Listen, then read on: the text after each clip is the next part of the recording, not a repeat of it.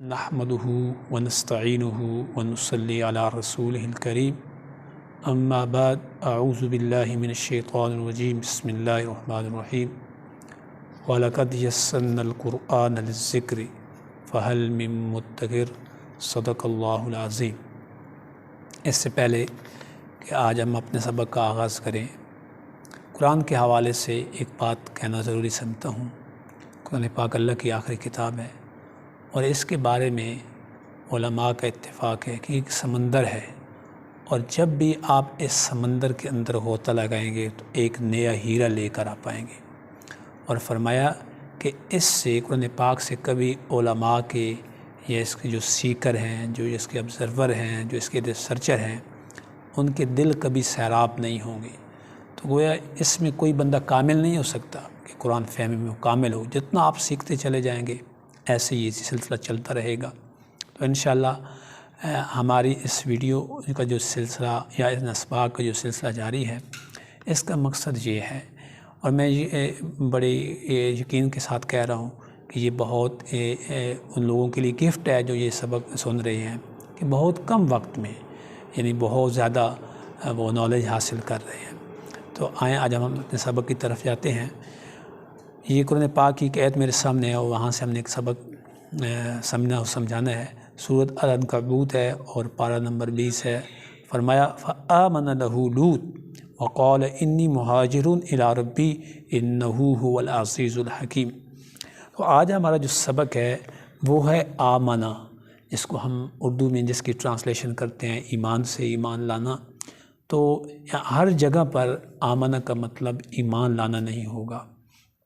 یہ جو میں نے ایڈس آپ کے سامنے کوڈ کی ہے یا تلاوت کی ہے، اسی سے ہم سبق کو حاصل یعنی کہ اس سے سبق حاصل کریں گے۔ مثلا اب اس کا اصول کیا ہے، قرآن پاک یعنی کہ اس حوالے سے ہمیں کیا سبق دے رہا ہے۔ اب آمنہ کے بعد اگر لام یعنی آمنہ کا جو صلہ ہے وہ لہم لہو آ جائے، لام آ جائے، تو پھر اس کا مطلب ہوتا ہے فرما برداری ہوتا ہے، کہ اس نے اس کی فرما برداری کر لی، اس کی بات مان لی، اس کے پیچھے چل گیا۔ اور جب آمنہ کا صلہ با ہوتا ہے تو پھر اس کا مطلب ہوتا ہے ایمان لانا۔ تو یہی آج کا ہمارا سبق تھا کہ اگر آمنہ کے بعد لام آ جائے تو لہو یعنی لام آ جائے تو اس کا مطلب ایمان لانا نہیں ہوگا، اس کا مطلب فرما برداری ہوگا، اطاعت ہوگا یا پیچھے چلنا ہوگا۔ اور جب آمنہ کا صلہ با آ جائے تو اس کا مطلب ہوگا ایمان لانا۔ اب یہ پوائنٹس کتنا اہم ہے سمجھنا، اس کی امپورٹنس کیا ہے میں آپ کے سامنے رکھتا ہوں۔ یہ اب اللہ کی نبی کی بات ہو رہی ہے۔ فرمایا فآمن لہ لوط، کہ لوط علیہ السلام، اگر ہم اس کا ٹرانسلیشن اس طرح کریں گے اپنے اسباق میں یا کسی کو آپ تفسیر کرا رہے ہیں، آپ معلم ہیں، مدرس ہیں، کہ لوط علیہ السلام ایمان لائے، تو کتنا یعنی کہ ایک طرف اللہ کا پیغمبر ہے لوط علیہ السلام، اور جو اللہ کا نبی ہوتا ہے وہ پیدائشی طور پر مومن ہوتا ہے۔ تو ہم اگر اس کا یہ ٹرانسلیشن کر دیں کہ لوط علیہ السلام ایمان لائے، تو یہ اکارڈنگ ٹو کانٹیکسٹ یا انبیاء علیہ السلام کے حوالے سے یہ بات ٹھیک نہیں ہوگی۔ تو اب دیکھیں قرآن پاک کے عجائب دیکھیں۔ اب یہاں پہ یہ نہیں کہا فآمن بہ، اب آمنہ کا جو صلہ ہے وہ لام آیا ہے، اور ہم نے یہ قانون پڑھا ہے، یہ ایک نقطہ حاصل کیا ہے، جب آمنہ کا صلہ لام آ جائے تو اس کا مطلب یہ ہوگا کہ انہوں نے ابراہیم علیہ السلام کی پیروی کی یا فرما برداری کی۔ آمن لہ لوط، لوط علیہ السلام ایمان لائے، اگر ٹرانسلیشن کی تو اس کا مطلب یہ ہوگا کہ لوط علیہ السلام ایمان لائے۔ حالانکہ ہمارا اس پر اجماع ہے کہ جو انبیاء ہوتے ہیں وہ پیدائشی طور پر مومن ہوتے ہیں۔ اب یہ ایک ایگزامپل ہے آمن لہو، یعنی آمنہ کا جو صلہ ہے وہ لام آیا ہے۔ اب ہمیں اس کی دوسری ایگزامپل دیکھتے ہیں کہ آمنہ کا صلہ جب با آ جائے تو اس کا مطلب ہوتا ہے ایمان لانا۔ یہ ہماری سورۃ البقرہ پارہ نمبر 1 اور آیت نمبر 3 ہی ہے، جہاں سے ہم قرآن پاک آغاز کرتے ہیں۔ الذین یؤمنون للغیب، نہیں الذین یؤمنون بالغیب۔